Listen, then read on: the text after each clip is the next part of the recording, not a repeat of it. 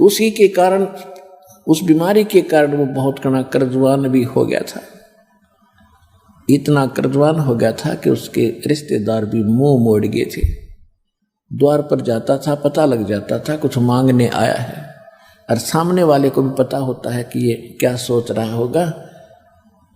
Understood है उसको भी कि ये सोच रहा होगा मैं कुछ मांगने आया हूँ। तो उसकी नज़र में भी अंतर हो जाता है, रिश्तेदार भी दूर हो जाते, भाई भी दूर हो जाता, माँ बाप भी हरकत थोड़े से ढीले पड़ जाते हैं। आपत्ति ऐसी बुरी होती है। तो इसलिए हमने परमात्मा की आवश्यकता है, जो उसमें सारे ही गुण हैं, निर्बोध सारो सबने दीक्षा ली। तुमेव माता च पिता के कारण तुमेव बंधु च सखा तुमेव विद्या च द्रविण ऐसी बुरी होती है। तो इसलिए हमने परमात्मा की आवश्यकता है, जो उसमें सारे ही गुण भगवानों के भगवान आप ही मेरे माँ आप ही पिता, यानी उसी के कारण तुमेव सभी गुण भगवान के तुमेव विद्या च द्रविण मुंह नहीं मोड़ता कितना ही। इसलिए हम कितने परमात्मा की आवश्यकता है, जो सारी सुनाई उसमें सारे ही गुण भगवानों के भगवान आप ही मेरे माँ तुमेव माता, यानी उसी के कारण तुमेव सभी गुण भगवान के तुमेव विद्या च द्रविण क्या मोड़ता कितना ही। इसलिए हम कितने परमात्मा की आवश्यकता है, जो सारी सुनाई उसमें सारे वाले के साथ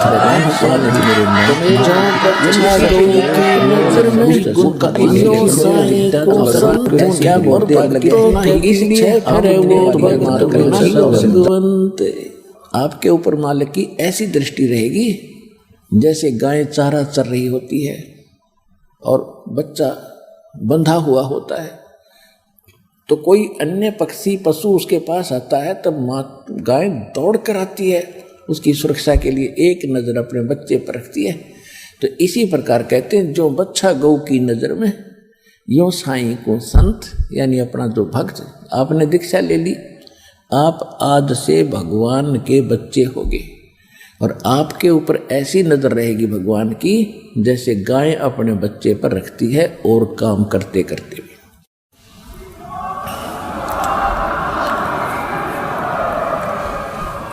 जो बच्चा गौ की नज़र में यूं साईं को संत और भक्तों के पीछे फिरे वो भगत वत्सल भगवंत।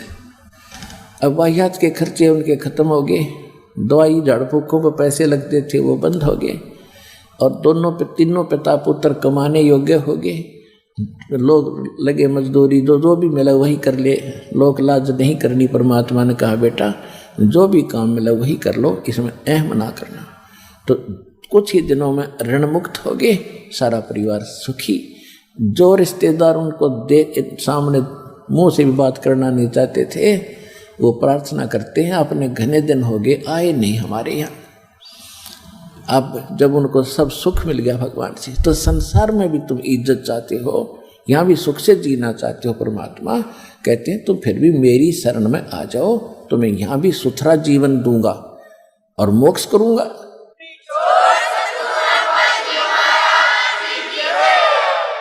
इसी प्रकार घने भक्तों को परमात्मा ने सुख दिया। एक जगह नहीं, एक दिन में 1000 जगह प्रकट होते थे कबीर भगवान, किसी रूप में, कहीं किसी साधु रूप में उनको ज्ञान देते थे, कहीं पर भी खड़े हो जाते थे और अपनी अमृतवाणी सुनाना शुरू कर देते थे। जैसे आत्मा को परमात्मा की चाह सभी को है, और जहाँ भगवान की चर्चा होती है तो आत्मा एकदम उमड़ के आती है। जैसे आपने मदारी देखे होंगे, कहीं खड़े होकर डुगडुगी बजाने लग जाते हैं, 100-200 इंसान इकट्ठे हो जाते हैं, फिर अपना तमाशा देख कर पैसे लूट कर चले जाते हैं। परमात्मा ने वही तरीका अपनाया। कहीं चौराहे पर खड़े हो जाते थे और खड़े होकर के इकतारा लेकर और क्या सुनाते थे, राम नाम रटते रहो जब तक घट में प्राणी, कभू तो दीन दयाल के बनक पड़ेगी कान। दुख में सुमरण सब करें, सुख में करे ना कोई, जय सुख में सुमरण करे तो दुख कहे को होए। सुख में सुमरण किया नहीं फिर दुख में करते याद, कहे कबीरता दास की कौन सुने फरियाद। पृथ्वीपति चकवे गए जिनके चक्र चलंत, ये रावण सरीखे कौन गिने ऐसे गए अनंत। सर्व सोने की लंका थी वो रावण से रणधीरम, एक पलक में राज विराजी फिर जम के पड़े जंजीरम। मन तो सुख के सागर बस रे है भाई और न ऐसा यस रे, मन तो सुख के सागर बस रे है भाई और न ऐसा यस रे। तो परमात्मा स्थान स्थान पर जाकर ये समझाया करते थे, अगम निगम को खोज लो बुद्धि विवेक विचार, उदय अस्त का राज मिले तो बिन नाम बेगारे। कबीरा सब जग निर्धना धनवंता ना कोय, धनवंता सो जानिए जिस पर राम नाम धन होवे। अपने आत्माओं, आप जी को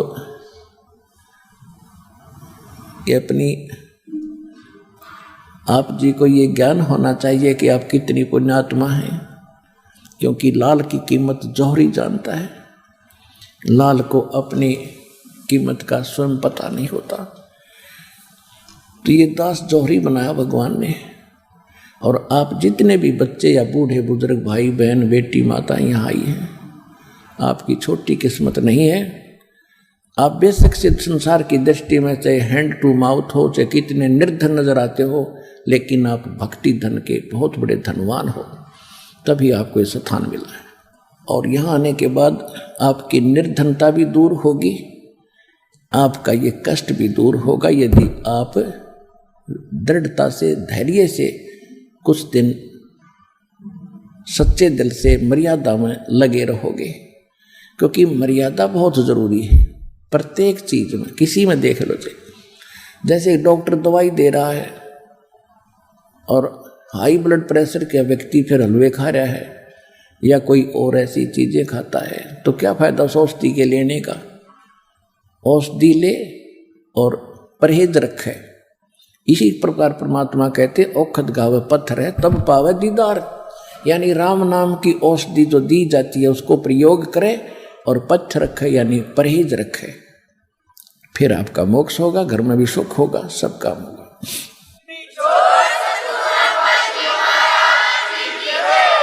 तो इस प्रकार परमात्मा के बहुत गिने शिष्य हो गए थे।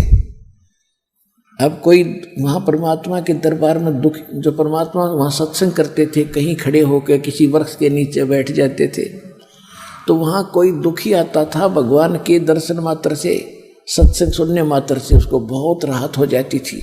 फिर चरणों में गिरते थे, आशीर्वाद लेते थे, बिल्कुल स्वस्थ हो जाते थे, फिर दीक्षा लेते थे। इस प्रकार परमात्मा के 64 लाख शिष्य हो गए थे। 5 वर्ष की आयु में परमात्मा सत्संग करने लग गए थे, 5 वर्ष की आयु में। और बड़े बड़े ऋषि ऋषियों को फिट्टे मुंह कर दिया था कबीर परमात्मा ने। यानी 1398 में मालिक प्रगट हुए थे और यानी 1403 में रामानंद जी, जो वहाँ के प्रकांड विद्वान माने जाते थे, वेदों और गीता के मर्म ज्ञाता प्रसिद्ध थे, उसके छक्के छुड़ा दिए थे। और उसने उनको विवश होना पड़ा था ये कहने के लिए, मैं तुम स्वामी में बाल बुद्धि, कर्म भरम कियो नाश, और गरीबदास तुम पूर्ण पुरुष, मेरा हो गया दृढ़ विश्वास। तो इसी प्रकार परमात्मा के 64 लाख शिष्य और एक धानक के, एक जुलाहे के, एक गरीब, एक निर्धन के, अछूत के, जिसको हम सारी उल्टी उपमा दे रहे थे, और उसके इतने शिष्य होना, तो हमारी बुद्धि पर पत्थर पड़ रहे थे। हमने भगवान का पता ही नहीं था। हमने तो ये भगवान मान रखे थे जिसने कोई मोटी सी गदा उठा रखी हो, या किसी ने तीर ले रखा हो, या सुदर्शन चक्र काट दे गणे ने, इसे तो भगवान सब हो जाएंगे। पुलिस वाले भगवान है, किसी हमारा डंडा और वो हाथ जोड़ के खड़ा हो जाए। पहले समय में तो ऐसा ही होता था। तो ये भगवान नहीं होते, इनसे हटकर होते हैं जो अच्छे। जैसे पुलिस वाले हैं, पहले एक बुरा हाल कर रखा था जनता का जब गुलाम था भारत। लेकिन वो पुलिस अलग डिपार्टमेंट है, जो हथियारों वाले हैं वो अलग है। राजा तो बगैर हथियार के रहता है, वो स्वयं हथियार नहीं उठाता। तो इसी प्रकार हमारे जो भगवान थे वो समर्थ थे, वो उनको हमने भगवान मानना नहीं। जिसके हाथ में डंडा उसने तो सारे भगवान मान ले, सारे राम राम करे। तो कहने का भाव ये है कि हमने पहचान नहीं थी भगवान की, इसलिए ये दाव लगा रहा है नकलियों का। तो सब बहुत से सुखी हुए, परमात्मा के 64 लाख शिष्य हुए, और जो भी नाम ले ले वह सौ जगह गुण गावे, और वो औरों को समझावे, उनके समझ में नहीं आवे, वो फिर पता नहीं के बात बनावे। ये कहें का भगवान है, ये तो एक धानक है, जुलाह है। यानी दुखी आत्मा जो सुखी हुई है वो समाज की नहीं मानता, फिर जब कुछ भी बकवास करते रहो समाज, क्योंकि उसको ऊपर तो रहम हो रहा अलग से। और उस समाज ने जब क्या दिया था, जब कहर टूट रहा था उसके ऊपर। इसी प्रकार एक सर्वानंद नाम के बहुत बड़े ब्राह्मण विद्वान थे। उसने, क्योंकि ब्राह्मणों का काम यही था कि वेद शास्त्र पढ़ो, अपने बच्चों को भी तुम इसी काम पर लगाओ, और अन्य समाज को यथार्थ भक्ति का ज्ञान, ग्रंथों का गूढ़ रहस्य बताओ, ताकि वो आपके मुख से सुनकर अपने कर्म धर्म को सुधार के अपना जीवन सफल करें। और उनको इसकी दीक्षिणा देना भी समाज ने शुरू कर दिया था कि आप केवल यही काम करो, सदग्रंथों को समझो और फिर अन्य समाज को बताओ। तो फिर ये क्या हुआ कि इन्होंने, एक समस्या पैदा हो जाती है कि समाज एक भोला है, जब तक इसको स्वयं ज्ञान नहीं है अध्यात्म का। तो जो ज्यादा धारा प्रवाहिक बोलते थे, संस्कृत घनी बोलते थे, डटे नहीं डटे थे, तो उनको, उनके ऊपर सभी प्रभावित हो जाते थे कि ये बड़ा विद्वान है, इसने संस्कृत भाषा में इतना कुछ बोल दिया। और चाहे सामने वाले का समझ में भी नहीं आता ये बोल क्या रहा है, पर वाह वाह जरूर कर देता था। एक समय एक ग्रामीण व्यक्ति कहीं सत्संग सुनकर एक विद्वान पुरुष का, जो बहुत बड़ा विद्वान प्रसिद्ध हो रहा था, काशी विद्यापीठ पढ़कर आया है, तो वहाँ के लोग आम सभी चले जाते थे। तो वो एक यात्री था, राह चलता, उसने भी पता चला कि कोई विद्वान आया है, थोड़ी चलता चलता आध घंटे सत्संग सुन लेता हूँ, इसके विचार सुनता हूँ। वो विचार सुनकर आधा घंटा बैठा, तब तक वो संस्कृत बोल रहा था, हिंदी तो शुरू भी ना करी थी। और वो उठ के चल पड़ा कि भाई नो क्या करे, सत्संग तो थोड़ा भी काम कर दिया करे, अब मेरे पास समय नहीं, मैं चलता हूँ। वो चल पड़ा उठ के। आगे एक पाली था ग्वाला, उसने पूछा उस यात्री से, कहाँ से आए हो भाई, कहाँ जा रहे हो? उसने बताया। तो उस पाली ने कहा कि यहाँ एक बहुत बड़ा विद्वान आया है, आपने सत्संग सुनना चाहिए था, आप सत्संग क्यों नहीं सुन के आए? तो उस यात्री ने कहा कि मैं सत्संग सुन के आया हूँ। तो पाली ने कहा कि बैठ जा तू। ग्वाले ने कहा बैठ, मुझे भी बता दो बात, आज क्या बताई महापुरुष ने? अब वो यात्री कहता है कि देखो वो बोल रहे थे संस्कृत में, और मुझे ये तो पता नहीं भाई उसने कहा क्या, पर सत्संग का तोड़ पाट दिया। अरे बुद्धि भ्रष्ट तुझे खुद मालूम नहीं वो बोल क्या रहा था, केवल संस्कृत बोलने से महिमा बढ़ा दी कि भाई कमाल कर दिया, सत्संग का कमाल कर दिया। तो इस प्रकार इन नकलियों की ये महिमा बनी हुई थी, समाज को पता नहीं ये बकवास क्या कर रहे हैं, और सब उनकी महिमा वाह वाह करा करते एक दूसरे तो सुनकर। अब क्या होता है कि इस प्रकार परमात्मा की एक लीला न्यारी की दाता ने सिंपल लैंग्वेज में, साधारण भाषा में, अपनी अमृतवाणी में, और वही वेद सदग्रंथों का ज्ञान न्यों का न्यों बोल दिया, और धर्मदास जी ने लिख कर छोड़ दिया। और आज आपके सामने दास ने वो खजाना खोल दिया।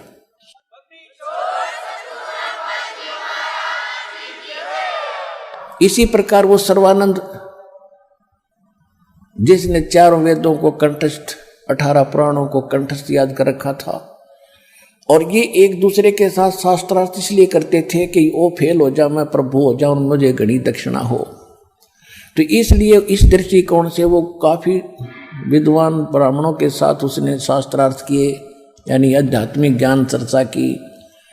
और अपने साथ वो क्या करता था, अपने साथ बैल के ऊपर, बैल जो होता है पहले जैसे गधे के ऊपर बोरा डाल देते हैं ना, ऐसे बैल के ऊपर एक थैला बनाकर उसमें सारे ग्रंथ, चारों वेद पुराण पुराण सारे ढक के रखता था आदर से, कि कहीं भी कोई बोलेगा उसी से मैं प्रमाण दिखा दूंगा निकाल के ग्रंथ, इस दृष्टिकोण से। तो उसने सभी विद्वानों को, आसपास के विद्वानों को पराजित कर दिया।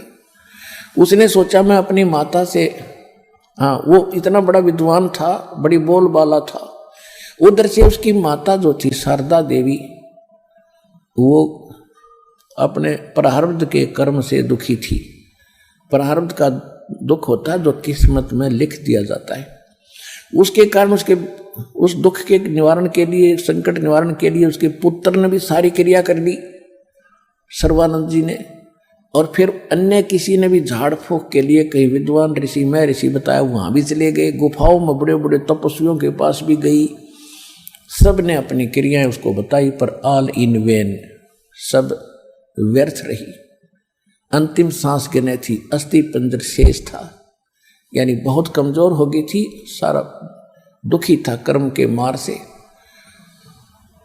एक दिन परमात्मा कबीर जी की एक शिष्या जो दुखी थी और वो सुखी हुई थी किसी कारण से, वो उनके शारदा जी के घर गई।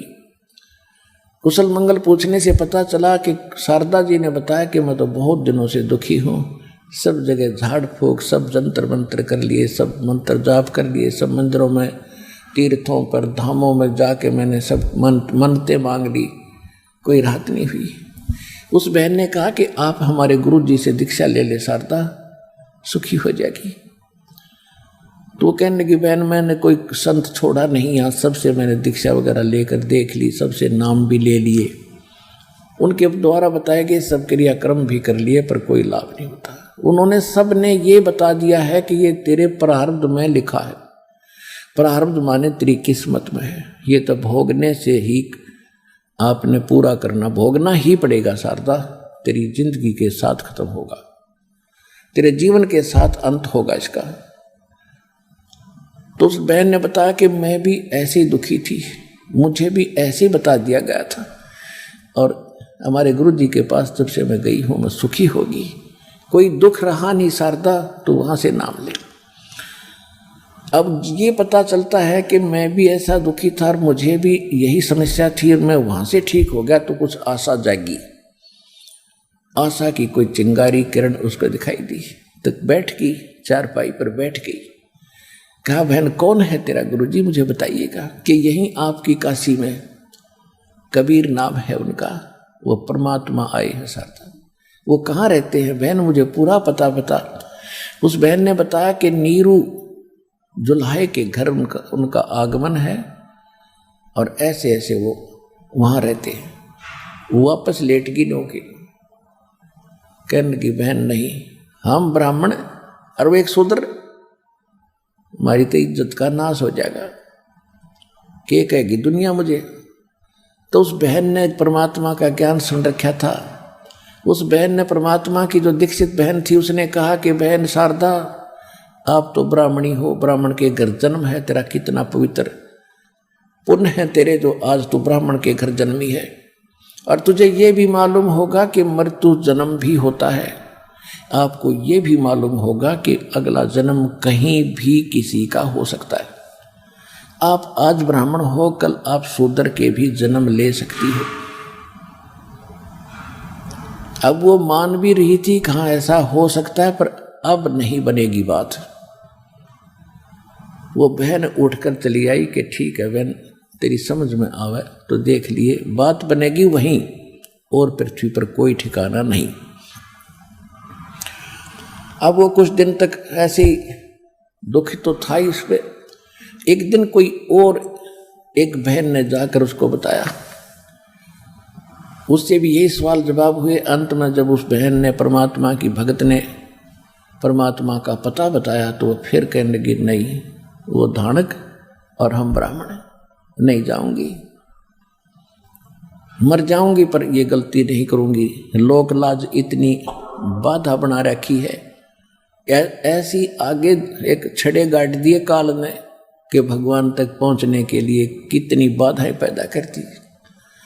कुछ दिनों के बाद वो ब्राह्मण जिसकी 2 लड़के 2 लड़की और स्वयं सारा परिवार कहर से दुखी था, परमात्मा के चरणों में आ गया था। वो ब्राह्मण गया, शारदा का दूर का नाती था, किसी काम बस वहाँ पहुंचा। उसने कुशल मंगल पूछी तो देखा कि शारदा अब तो बहुत दुखी हो गई, आपका तो कितना अच्छा शरीर था, कितना अब तो वो पतली दुबली होगी।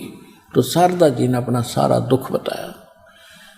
तो उसने पूछा कि कहीं कोई इलाज ट्रीटमेंट कराना चाहिए था कि शारदा ने कहा मैंने सब जगह करा लिया, कोई संत नहीं छोड़ा, कोई वैद्य नहीं छोड़ा।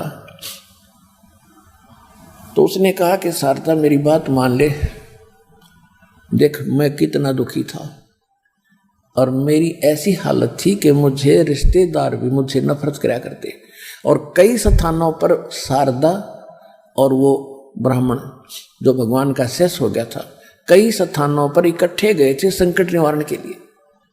शारदा को यह पता था कि मैं तो अकेली दुखी हूं, इसका सारा परिवार तंग था। तो उसने कहा कि हम बिल्कुल स्वस्थ हो गए, कि तुम बिल्कुल ठीक हो गए। शारदा ने पूछा, हाँ बिल्कुल स्वस्थ हो गए, आपकी बेटी बेटे भी सब ठीक है, बिल्कुल स्वस्थ हो गए। तो कहाँ कैसे क्या हुआ कि एक महापुरुष आए हैं, उनको स्वयं परमात्मा जानो, और उनसे हमने दीक्षा ली है। उसके बाद मेरा घर भी सुखी, मैं भी सुखी, मेरा परिवार भी सुखी, और मेरे ऊपर कितना कर्जा था वो भी आज सारा ठीक हो गया। तो शारदा, और उसने कहा कि शारदा तू नाम ले हमारे गुरु जी से, कति स्वस्थ हो जाएगी। तो शारदा ने सोचा ये तो पंडित है, तो अवश्य कोई उच्च जाति का ही गुरु इसने बनाया होगा। उसने सोची बता कौन है, मुझे अभी ले चल, कौन है आपके गुरुजी। उन्होंने फिर एड्रेस बताया, दुल्हाओं वाली कॉलोनी, कबीर भगवान। उल्टी लेट गई। अब तुझे शर्म नहीं आई, तुझे लज्जा नहीं आई, ब्राह्मण होकर एक धानक का जुल्हाए का शेष बन गया। धिक्कार है तेरी, ऐसी लानत है तेरी जिंदगी को। तो वो भगत परमात्मा का कहने लगा, लानत तो तेरी जिंदगी को है। सो शारदा षडंदगरी पड़ी पड़ी बड़ी बैठी ब्राह्मणी, और कल न सूरी बनकर घूमेगी जब, तब क्या होगा तेरा। और मेरी क्या हालत थी, ब्राह्मणों ने मुझे क्या दे दिया, रोता फिरा करता, रिश्तेदार मुंह मोड़ गए थे, आज उस चुलाए ने मुझे मालो माल कर दिया। तेरी समझ में होता जी ने भाड़ में जा। अब वो टूट गई अंदर से, यस नहीं करया। पुण्यात्माओं, परमात्मा क्या कहते हैं, अध्यात्म मार्ग क्या कहता है, तन मन शीस ईस अपने पे, पहले में चोट चढ़ावे, जब कोई राम भगत गत पावे हो जी। भाई लोक लाज मर्याद जगत की, तरण जो तोड़े बगावे। कहते लोक लाज मर्याद जगत की, ऐसे एक लकड़ी के तिनके की तरह तोड़कर फेंक दे। जब कोई लोक लाज मर्याद जगत की, तरण जो तोड़े बगावे, अष्ट सिद्धि की अटक न माने, आगे कदम बढ़ावे, जब कोई राम भगत गत पावे हो जी। परमात्मा कहते हैं लोक लाजना कीजियो, निर्भय हो रही हो, और यो मन संतों दीजियो, तो गोविंद पाइयो। कहते हैं स्वान रूप संसार है, कुछ कर सी नाही, और शीश महल को देख कर ये भौंक भौंक मर जाए। क्या बताते हैं कि जैसे आप भक्ति कर रहे हो, आप यहाँ प्रणाम करते हो, आपने अन्य जो पूजाएं करती थी सब छोड़ दी हैं, आप दहेज नहीं लेते हो, आप कोई और बकवास नाचा कूदी नहीं करते हो, तो आपको अन्य लोग बहुत बुरा कहेंगे। अब देखो आप तो कितने स्वच्छ हो गए, शराब आप पीते नहीं, बीड़ी तम्बाकू प्रयोग करते नहीं, चोरी करते नहीं, रिश्वत लेते नहीं, और किसी को सुखी करने की चेष्टा करते हो अपने सामर्थ्य अनुसार, दुखी तो करते ही नहीं। और फिर हमें बुरा बता रहे हैं जो लोग, आपको बुरा बता रहे हैं। इस दास को भी कितना बदनाम किया था प्रारंभ में, गुंडा है, गंदा है, ये है, वो तो ये छुड़वाता है, ये करवाता है, फलाना करवाता है। वहाँ पर मुंडे गिरते हैं, जा करके औरतें भी गिरती हैं। अरे भले आदमियों, परमात्मा के लिए तो शीश भी देना पड़ जाइए तो अधरंग मार जाए इंसान को, अधरंग मार जाता किसी बहन बेटी भाई भगत को, और पड़ा पड़ा से टेढ़ा मुँह कर जाए। अब कहाँ गई वो चौधर, कहाँ गई वो बकवाद, कहाँ गई वो शान। मक्खी निकल रही है और बढ़ रही है, होठ भी बंद नहीं कर सकता। तो हम भगवान से परिचित करा के इस मिट्टी को मिट्टी बताते हैं, ये मिट्टी है, और इस मिट्टी को भगवान को समर्पित कर दिया, उसी की दी हुई है, उसी के लेख लगा दो, भक्ति करो। तो कहते हैं लोक लाज ना कीजियो निर्भय हो रही हो, और यो मन संतों दीजिए तक गोविंद पाइयो। कहते सुहान रूप संसार है कुछ करसी नाही, और शीश मैल को देख के वो भौंक भौंक मर जाए। जैसे शीशे के सामने कुत्ता खड़ा हो जा, शीशे की जो बना रखी हो द्वार, अब उस शीशे के पर अपनी परछाई कुत्ता देख रहा है उसमें, और सामने वाले को गंदा व्यक्ति मानकर उसको भौंक रहा है, गालियां दे रहा है, उसके बाद भागता है। कहते वो भौंक भौंक कर मर जाता है, सामने से भी उसको अपना ही स्वरूप दिखता है। यानी जो भक्तों में दोष देखता है वो कुत्ते जैसा इंसान है, और वो शीशे में अपना ही स्वरूप देख रहा है, दूसरों को जो स्वयं गंदा है वो भक्तों को भी उतना ही गंदा समझकर वो भौंक रहा है। तो परमात्मा कहते हैं भौंकने दो। इसका समाधान बताया परमात्मा ने, साकट और सवान को उल्ट जवाब नहीं दे। वो भौंकते कुत्ता तो उसको ज्यादा नहीं छेड़े और घना भौंकेगा, बोल ले नहीं, आगे चल पड़े। इसी प्रकार को साकट रूपी प्राणी है, तो ज्यादा उसने वाद विवाद करे नहीं, चुप होकर सुन ले।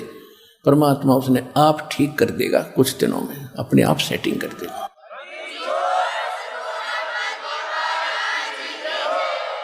तो इस प्रकार वह फिर लेट गई शारदा। हक देख क्या किया इसने, ये तो कमबख्त आदमी है, चाह की बिना जलपान भी ना पूछा इस नालायक ने उस भगत को, और वो उठ कर चल पड़ा। लेकिन वह टूट गई अंदर तय कि इस आदमी को मैं खूब जानती हूँ, इसकी क्या हालत थी, और अब ये बता रहा मैं बिल्कुल सुखी हो गया। तो उसके बारे में उसने अपने निकटतम और नातियों से भी पूछा, तो पता चला उसको कि सचमुच वो तो आज इतना सुखी है कि शायद अपनी रिश्तेदारियों में कोई नहीं होगा। अब शारदा ने सोची अब क्या करूं, अब कैसे बात बने। अब क्या हुआ, परमात्मा कहते हैं सौसल छिद्र मैं करूं अपने धन के काज। है पुणात्मा इस काल ने तो इतने किले बना दिए, भगवान के बच्चों को रोक रखा, किसी को मजहब का किला बना दिया, किसी के ऊंची नीची जाति बना दी कि भगवान तक ये पहुंच ना जा, अपने जीवन नाश करके गधे बनकर घूमे यहाँ पर बिरान माटी करवावे। लेकिन समर्थ भी समर्थ है, उसने तो अपने बच्चे दिखाई देते हैं, चाहे ब्राह्मण है, कोई बाल किसी जाति से है, चाहे शूद्र है, चाहे मुसलमान है, चाहे सिख या ईसाई, उसके अपने बच्चे हैं। ये तो हमने अपने नारे डिवीजन बना रखे हैं, उसके घर में यू डिवीजन ये नहीं है, ये बंटवारे नहीं है। तो इस किले को तोड़ने का मालिक के पास कैसे फार्मूले हैं, ये फार्मूले लाए दाता ने उस पुण्यात्मा तक पहुंचने के लिए कि वो देख कितनी अच्छी आत्मा थी, आज भक्ति गलत करके अपना जीवन नाश कर रही है और भूल गई भगवान को।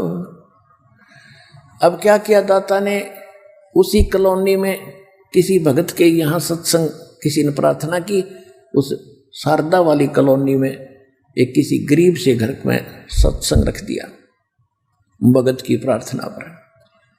अब जिसके घर सत्संग था वो सब कॉलोनी में जाके आसपास प्रार्थना करके आती है, भगवान का आदेश है बेटी बच्चों सबको बता के आना कि हमारे घर सत्संग होगा, ना आएंगे वो स्वयं दोषी होंगे भगवान के दरबार में, फिर उनका लेखा होगा। वो न्यू ना कहेंगे भगवान हमें किसी ने बताया कोई ना भक्ति करने के लिए। तो ये अगर आपका संदेशा पाकर आपके घर नहीं आएगा तो फिर वहाँ वो कहण जोगा नहीं रहेगा। पर धर्मराज उससे पूछेगा कि देखिए बहन ये भाई आपको प्रार्थना कर रही थी कि हमारे घर सत्संग होगा, आप आइएगा। इस दृष्टिकोण से वो सभी कहकर आए, शारदा को भी कह के आई वो कि शारदा आज हमारे घर सत्संग होंगे, हमारे गुरुजी आएंगे, आप भी आना। शारदा ने पूछा कौन है तुम्हारे गुरुजी? कि वो परमात्मा कबीर जी। और शारदा ने पूछा कौन से कबीर जी? कि वो जुल्हा, कि क्या वो जुल्हा कबीर? हाँ जी जुल्हा कबीर। हमारे लिए तो परमात्मा है, आपके लिए जुलाहा होगा, आप जरूर आना। अब शारदा ने सोचा भाई अब बात कैसे करूं, ये तो कति पड़ोस में आ गए। तो उसने अपने आप संकल्प एक ऐसी स्कीम बनाई, योजना कि मेरा भेद भी ना खुले कि मैं वहां गई थी और परीक्षा भी कर लूं। तो उसने क्या किया, मुंह पे पल्ला डाल के और परमात्मा बैठे थे, पहले ज्योति जलाते थे। एक ज्योति जला, जैसे हमने आपको बता रखी है खड़ी ज्योति, अमर ज्योत बोलते हैं, देसी घी की, गाय के घी की या भैंस के घी की। वही तो लैंप का काम करता था, वही हवन का काम भी करती थी। उसमें ये लाइट वगैरह नहीं थी, बिजली नहीं थी। वो जला रखी, भगवान सत्संग के लिए बिछा रखा छोटा सा आसन, उस पर विराजमान थे कबीर जी। और संगत आकर बैठ रही थी, एक तरफ भक्त एक तरफ भाई बहनें। अब सभी आ रहे थे और भगवान को प्रणाम करके आप अपना स्थान ग्रहण कर रहे थे। अब वो शारदा भी आई, कई बहनों के झुंड में मिलकर, और ऊपर तो अंधेरे में किसी को पता नहीं कौन कीता है। आप अपनी बैठने की चिंता हो, सत्संग स्थल पर आते ही प्रणाम करके बैठ रहे थे। जब शारदा पहुंची मालिक के पास, मुंह पर पर्दा किए किए, और परमात्मा ने कहा कि हे सर्वानंद की माँ, आज दानक के पास कैसे आ गई, तेरी बेइज्जती हो जाएगी। और सिर पे हाथ रख दिया, एक हाथ सिर पे रखे हुए थे और एक वचन कह रहे थे भगवान। सिर पे हाथ रखते ही उसका जैसे टनों वजन, हजारों टन वजन शरीर से हट गया और एकदम हल्का फुल्का शरीर हो गया। और फिर मुंह पर पर्दा, और कोई पड़ोसन नहीं पहचान रही थी, और उन्होंने उसका नाम बता दिया। सर्वानंद की माँ शारदा कैसे आगे पंडितानी, एक दानक के पास, तेरी इज्जत का नाश हो जाएगा, क्या कहेंगे तुझे ब्राह्मण लोग। वो हटा के पर्दा, और क्योंकि आशीर्वाद से सुख हो ही गया था, परीक्षा वाले लेने गई थी मूर्ख, चरणों में गिर गई, बुरी तरह फूट फूट कर रोए और यूं कह के भगवान मैं बड़ी पापड़ हूँ, बड़ी नीच हूँ। क्योंकि भगवान के सामने संत के पास मन खत्म हो जाता है, और मन है यू काल का एजेंट, ये ही बकवाद घटता रहता है, नो नहीं करना चाहिए, ये हो जाएगा वो होगा, तो वहाँ मन नहीं रहता। ये तो काल है, भगवान से दूर भाग जाता है, बाहर रह जाता है सत्संग स्थल से, और वहाँ तो आत्मा जाती है निर्मल होके, अधीन बनी रहती है। लेकिन कुछ स्वभाव बिगड़ा हुआ होता है, वो कुछ दिनों में ठीक हो जाता है। तो जाते ही चरणों में लेट गिरा, अपना सारा अपराध स्वीकार कर रही है। परमात्मा बोले कोई ना, बैठो, ये तो एक आपको ट्रेलर दिखाया हमने, और ऐसे कर्म तो और भी गढ़े आपके बिगड़े हुए हैं, उसके लिए भक्ति करनी पड़ेगी। मैं मंत्र बताऊंगा, ये तो अपने कोटे से सुख दिया थे।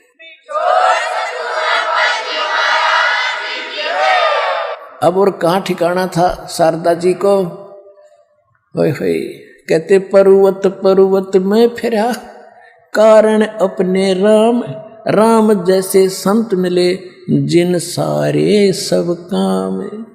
वहीं बैठ गई और परमात्मा ने सृष्टि रचना सुनाई। ओए होए, 2-2.5 घंटे सत्संग करके सबके में अला दिया। विद्वान पुरुष की माँ थी और ब्राह्मण घर में जन्म था, तुरंत समझ गई। कहते बुद्धिमान को समझाने में देर नहीं लगती। तो पुण्यात्माओं, आज आपको परमात्मा ने पहले बुद्धिमान बनाया, सबको एजुकेटेड किया अपने बच्चों को। अरे 2 मिनट में समझ गए, नई से बूढ़े कैर से निकलना हंसी खेल था। ऐसे जकड़े पड़े थे उन अपनी गलत क्रियाओं में, अपनी परंपराओं में। आज परमात्मा ने शीशा दिखा दिया कि ये है वास्तविकता, और सभी उमड़ उमड़ कर आगे। तो विद्वान को समझाना बहुत आसान है, मूर्ख को समझाते ज्ञान गांठ का जा, और कोल्हा होना उजलाते सोमन सा बनला। तो पहले तो हम कोयले थे, भगवान ने सोमन सा बन ला के देख लिया, हमारा ज्ञान समझ में नहीं आया, समाधान से भगवान कुछ दिन मान लिया। और जब तक ज्ञान संपूर्ण हुआ नहीं, हृदय नहीं छिदावे, या देखा देखी भक्ति का वह रंग नहीं ठहरा। आपको दास ज्ञान पहले दे रहा है और समाधान साथ दे रहा है, तो ज्ञान समाधान तो होगा ही होगा। अगर ज्ञान कमजोर है तो आपको कोई भ्रमित कर देगा भगवान का, से आप दूर हो जाओगे, मालिक का हाथ उठ जाएगा, फिर आप काम नहीं करेगा वो भक्ति, आप भगवान से कोसों दूर हो जाओगे। तो इसलिए ज्ञान मालिक ने आधार बनाया है, और पूरे संसार में ये ज्ञान होगा, और ज्ञान होगा तभी हम एक ठिकाने टेकेंगे। उस समय फिर हमारी ये स्थिति हो जाएगी कि बंदी छोड़ दयाल जी तुम तक हमारी दौड़, और जैसे काग जहाज का अब सूझ जाए और न ठोर। इस ज्ञान से और इस भक्ति से और इस सुखों से आपको ऐसा समय, ऐसी स्थिति आ जाएगी आपके मन की कि सतलोक आश्रम बरवाला, जिला हिसार, हरियाणा के अतिरिक्त आपने कोई स्थान दिखाई नहीं देगा कि आपका सुख हो जाए।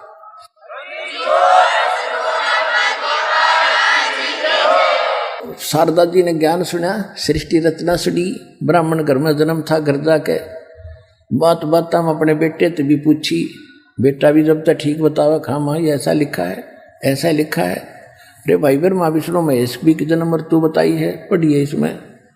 कहा माता लिखा है लेकिन वैसे लिख दिया, तो वैसे लिख दिया। अच्छा भाई वैसे लिख दिया, ठीक है। तो इससे बता तो विद्वान पाक रहा, अरे सब वैसे लिख दिया, फिर तेरी विद्वता तू कहाँ से लाया बेटा, है क्यों मूर्ख बना रहा है तो उसने अपने बेटे को समझा, बेटा आप ये विद्वता छोड़ दो और सतभक्ति कर ले। बोला माता जी आपने क्या पता, हमारे पास जो ज्ञान है किसी के पास नहीं है, सुने नहीं।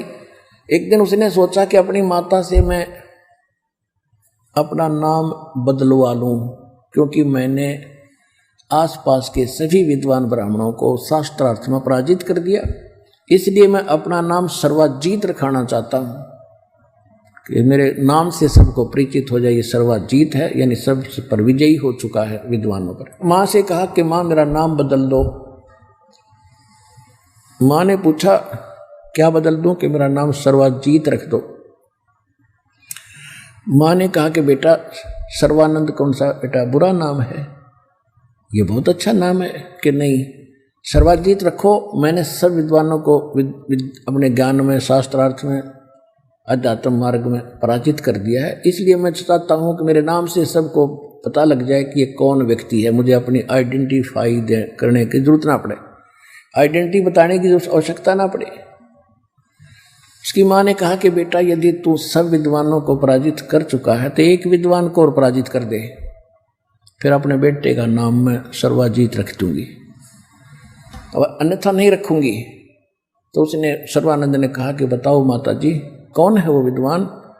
कि भाई परमात्मा कबीर जी, और मैं उनकी शिष्या हो चुकी हूँ। पहले तो उसका माथा ठनका कि माँ आपने बहुत गलत किया, लोग क्या कहेंगे मेरे को, मैं इतना विद्वान ब्राह्मण और आप एक धानक दुल्हाई से दीक्षा ले आई। उसकी माँ बोली बेटा और ज़्यादा मत ना कहिए उस परमात्मा के बारे में, तने ज्ञान नहीं, तू बालक है, पर मैं जो कह रही हूँ अगर तने सर्वाजीत नाम दरवाना है, रखवाना है, तो उस विद्वान को पराजित कर दे, फिर मैं बेटे का नाम सर्वाजीत रख दूंगी, मेरी यह शर्त है। सर्वानंद ने सोचा वो अनपढ़ आदमी 2 मिनट में उसने हरा कर अभी आ जाता हूँ। अच्छा माता जी अभी गया अभी आया। अब वो साथ में अपना सारा रखता ही था, ताम झाम बैल के ऊपर, उसमें सारे पुराण वेद सब रखता था, धर के साज बादर चल पड़ा। उसकी माँ बोली बेटा और सुने एक बात, लिखवा के लाना, मैं वो नहीं मानूंगी, लिखवा के लाना, कहते तू आके कह दे मैं हराया। अब वो जाकर गया, वहाँ पहुँचा जुलाहों की कॉलोनी में, और कोई ब्राह्मण आ जा, आज से 600 वर्ष पहले कितनी छुआछूत थी, और वो भी वो ब्राह्मण जिसका बोलबाला हो और जिसके पास वेद ग्रंथ तिलक पिलक लगा कर पूरी वेशभूषा बना रखी उसने, मूंड मांड मुड़ा के इतनी मोटी चोटी रखवा कर, इस प्रकार की वेशभूषा का आदमी जुलाहों की कॉलोनी में प्रवेश हो गया। विद बैल के साथ सारे सदग्रंथ लिए, तो सभी देख रहे हैं जैसे गांव में हाथी आ जाता था, हम देखा करते खड़े होकर छतों पर चढ़ चढ़ के हाथी आ गया, हाथी आ गया। तो ऐसे सभी जुलाहे देख रहे थे अपनी झोंपड़ियों से निकल कर।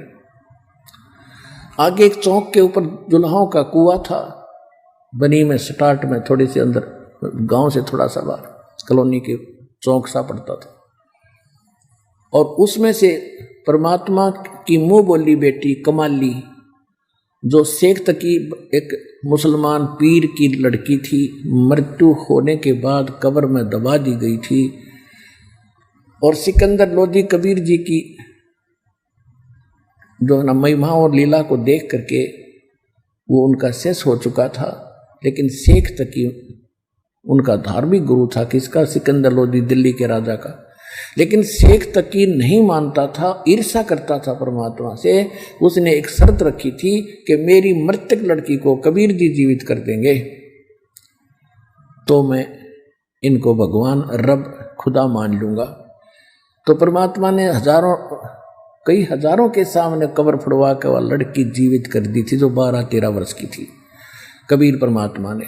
तो इस चमत्कार को देखकर हजारों की संख्या में परमात्मा के दीक्षित हुए थे, पर शेख तकी नहीं मान्या था।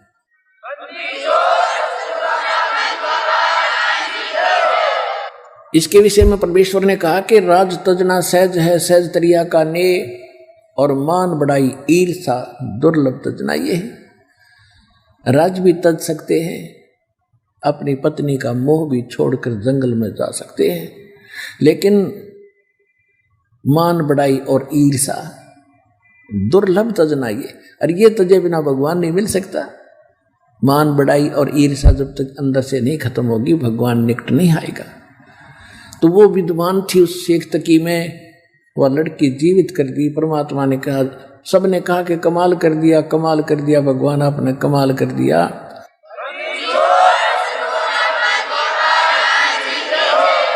उस लड़की का नाम कमाली रख दिया परमात्मा ने, कमाली।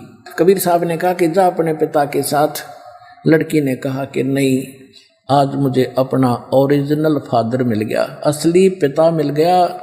ये तो नकली पिता था, मुझे मिट्टी में दबा कर चला गया था। ये